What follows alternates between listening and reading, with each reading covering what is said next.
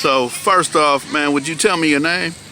Yeah, my name is Shannon Rivers. I'm Akamir Oatam. I'm from Arizona, the Gila River Indian community out here in Arizona, but we're now in Pacas, in Pacoima, California. We're at Humphreys Park, and we're here with Homies Unidos and distributing food to the community. Right. Hey, listen, so one of the reasons I want to talk to you, and I think it's important to talk, we're about to come up on a holiday that's called Thanksgiving. Yep. And we just passed another day that a lot of people want to call Columbus Day. Right. And I think because of your knowledge in history, man, can you give us a little knowledge in history, like what was really going on here before Christopher Columbus got lost? Well, yeah. So it's a long history, right? I mean, if we talk about Christopher Columbus, who landed in October the 12th, 1492. He landed on the Tiano and the Arawak islands of what we know Haiti and the Bahamas, those regions. Within 5 years, what we do know about Columbus is that when he first wrote about indigenous peoples, he wrote Queen Elizabeth that these were some of the most gentle, kind people. Within 5 years, however, of them and their greed, they were looking for gold. They annihilated nearly 60% of that population. Most people were killed, they died, or disease. They were forced labor. They were transatlantic slave, taking indigenous peoples to Queen Elizabeth as gifts. So the history and the stories that we know of Columbus is that they're brutal. It's a brutal history. I believe that when Columbus landed, he set forth a transaction, a motion that eventually what we still see today is the pile of greed, the arrogance, the extraction and the violation of human rights to indigenous peoples. And we are a product of that when we talk about gangs and when we talk about our community members being disenfranchised or marginalized. We know that people of color, especially brown and black, have been impacted most by poverty, economic deprivation, and homelessness, especially here in Los Angeles. Right. So one of the things that I tell my Latinx friends, Hispanic, whatever, Yep. Chicano is kind of hard to talk nowadays because whatever title I use, it offends them. But I tell them that they're not original Rodriguez, Sanchez, Right. or whatever, Right. that those are things that the Spanish people brought to them. Right. That they were indigenous, just like a lot of black people. We weren't Sure. slaves from Africa, we were indigenous, you Right. know. But because our history is lost, can you speak a little bit about that, about the historical impact it has on people like myself, Sure. you know? Well, for example, my name is Shannon Rivers. My colonized name, we say. My Shannon is an Irish name. It actually derives from the river of the Shenandoah River in Ireland. So my mom is not Irish, and my dad is not Irish. But my last name is Rivers, and prior to what we believe in 1852, the Treaty of Guadalupe Hidalgo and the Gaston Purchase of 1848, my last name was Rivera. I just happened to be on this side of the border, right? So this side of this colonial U.S. border. So all these names that we have, all these identifying names, even Pacoima, Los Angeles, these are San Francisco, San Diego, these are all Spanish, usually colonial names, right? And so part of that colonization or that forced colonization is the losing of names and the losing of identity. And that's what happens to a lot of our men and women. We see that their identity is confused, they're lost, they don't know who they are, they don't know where their family comes from. There's a lot of pride in these Spanish colonial names when they have no real roots in our community. Right. Man, that's so powerful. So what tribes, if you could tell me, were here in Los Angeles before 1860, whatever it was when they decided to make it Los Angeles? So what happens is in America, there's a story that Chidimanda Adichie calls it the single story, right? when she talks about her place in Africa, in Central Africa, of where she comes from. Africa is a continent, right? And it's massive and has millions and millions of indigenous peoples, as did the Americas, or what we call Turtle Island. As indigenous peoples, we recognize it, Turtle Island. So this right here is Turtle Island. Yeah, we call this Turtle Island. But then where you're at in what we know as the San Fernando Valley is the Tataviam territory. To the north of us is the Chumash. A little bit to the south is the Tongva, which is Los Angeles Basin. Tataviam here. And there's numerous other nations. Kumeyaay to the south. There's many different nations. In fact, California alone was one of the places of numerous tribes, over 100 tribes or nations that lived here. In this area that we look at Pacoima and we say, okay, well, what was Pacoima before this? We had the Tataviam that lived here and thrived here in one of the most pristine ecosystems that were around. And now if you don't go too far, my brother Luis, who's sitting right next to me, is we're aware that this place is a dump site. This place has been a chemical waste site here in the San Fernando Valley, and especially in Pacoima, only because people are poor, people are economically depressed because so they need jobs. So what do? You put a chemical waste system nearby, or a factory that just destroys the territory, and you hire people who are not aware of what probably potentially can be environmentally harmful to them.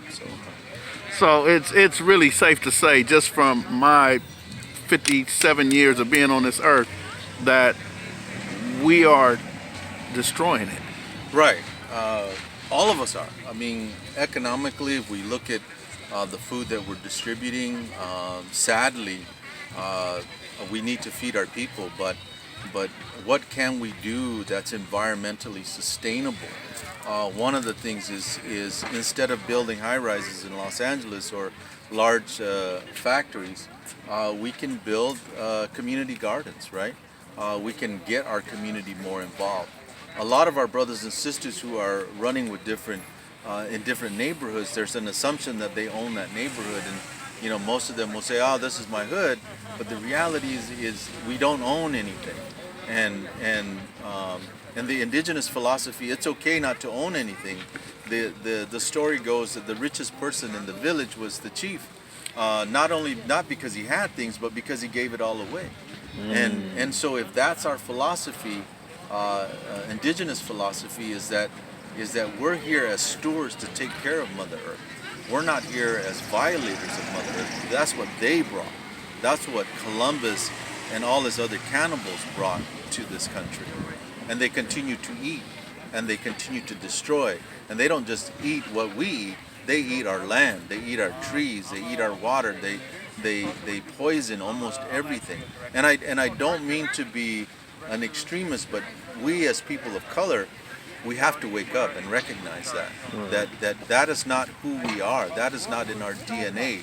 You mentioned earlier in your DNA, your roots are from whether they're from Ghana or they're from South Africa or whether they're from the Ivory Coast somewhere or Somalia. You have DNA roots that are African roots, and we have to acknowledge that. And with those DNA, with those roots, come pride and dignity and respect for who we are as human beings. Yes, sir. Before I end this, man, you brought up something about the land, and it made me think, the Dodgers just won the World Series, right? And, me, like a bunch of million other people, celebrate, but what I can't celebrate is Chavez Ravine. Sure. I can't celebrate that where they built the Dodger Stadium, because I can still, very easily Google and see the people who were moved, and they were moved forcefully. Can you speak to how many times that has happened here? Sure. Displacement happens all the time. Displacement for sports facilities, for gentrification of community members. One of the things that I like to say is that there are a lot of convenient activists, right? One minute we're fighting issues, social ills and struggles that happen in our community, but the next minute we're cheering on a team, or we're cheering on nationalism, American nationalism. And you see that within the political system. Is Trump himself is one of the most, probably, I wouldn't say one of the most, but he's one of the, we've had 528 years of Trumps, right? We've had racism in this country, in this community, where people have been hurt and been harmed. And we have had 528 years of relocation, displacement, and gentrification, and total isolation or destruction of our communities. So it's nothing new. And what I would argue and what I would say to the young activists out there is make sure that you know what you're fighting for. Don't assume that just getting a job, $15 wage, is going to save you. It's not going to save you. You have to look at 7 generations down the road. What does your family look like? What does your grandchildren look like? If we're destroying the earth, $15 an hour is not going to help you, bro. Right. It's not going to help you, sister. It's just going to continue this ongoing capitalist hungry system that we constantly live off. Look, we got people of mostly Mexicanos here who need, and some of our African American communities who need food. And this pandemic is killing our people, and so we have to be very aware of what we're fighting for. All right, so last question is an obvious one. The Cleveland Indians, yep, the Washington Redskins, I'm sure I'm forgetting a couple of others, but tell me, is that truly disrespectful?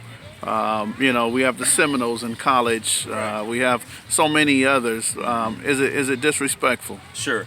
So if you look at the Redskins alone, the term, and I hate using the term Redskins, but because of your audience, I'm gonna educate them a little bit. The term Redskins comes from the term scalping. We were actually hunted down, in the scalp that actually white people would cut my scalp or cut my head, my hair. And that was considered redskins. That was the skin of a red man.